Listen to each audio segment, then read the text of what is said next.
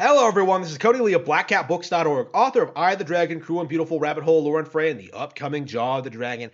I think over the past couple of years, there has been a major shift in the mindset of gaming YouTubers. We are at the point now where the vast majority of big major YouTubers, people like Gerard the Completionist, people like major streamers, people like Darkside Phil, people like that, people have long gotten past the point where they're streaming, they're making money doing something that they love and have essentially become corporate stooges. They have become slaves. They're wage slaves to the almighty YouTube algorithm, where they have to push certain narratives, they have to say certain things, they have to defend certain games, they have to defend certain ideas.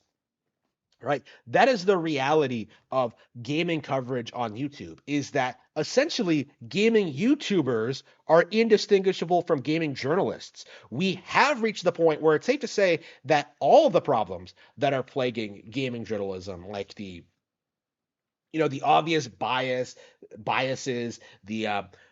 the clickbait tendencies, the attitude problems. Like essentially, we are at the point where these two groups that initially I would think were like rather separated have essentially converged and become the same thing, right? G4 TV I think was a really good example of that, where you have a bunch of established, big name game game journalists, people like Adam Sessler, who have a long legacy of being like complete complete losers on this platform, meeting up with people like Gerard the Completionist and Frost, people who have like more of a following online, people who like got their start covering video games like independently. So that's kind of the trend we've been slowly moving towards for the past decade, right? 10 years ago, I think a big thing going into Gamergate was that there were a handful of gaming YouTubers who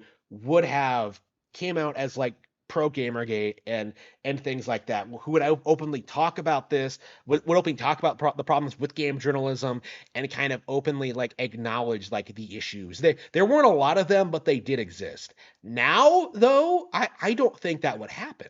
I think I think gaming YouTubers have become so entrenched in the gaming journalism sphere that they're basically the same exact people. Like that's kind of my view on it, is that these guys have just lost all enthusiasm, all passion for gaming in exchange for like money, in exchange for doing this as a career. And it's a big reason why I personally never seriously pursued being a gaming journalist or a YouTuber, because I felt very strongly about like keeping my hobbies separate from my personal life, right? It's why this channel isn't monetized. It's why I don't like ask you for money. It's why I don't like take what I do all that seriously. Like when all is said and done, like I wanted to be the guy who comes out and like acknowledges the truth in regards to what's going on in gaming, like at that specific moment, right? Like, and again, the reality has the situation has changed over the past 10 years. PlayStation is no longer relevant. People don't like take jerk game journalism as face value anymore. People have acknowledged, or people are beginning to acknowledge that SJ that certain people are controlling the gaming industry. Like people are acknowledging these problems, and I expect that things will get things will change even more going forward. Actually, I know what's going to happen. I don't think this is sustainable at all. Right. Uh, so I myself will even tell you that like I don't watch gaming journalism in any form at all. And yet, like, I'm still like discovering great new games. I think that's the thing that anyone who's seriously invested in gaming starts realizing at some point, is that like gaming journalists are straight up steering you away from the good stuff, like the stuff that you would actually get into and enjoy. I'm sure Bayonetta 3 is getting a lot of flack right now. Actually, I know it is.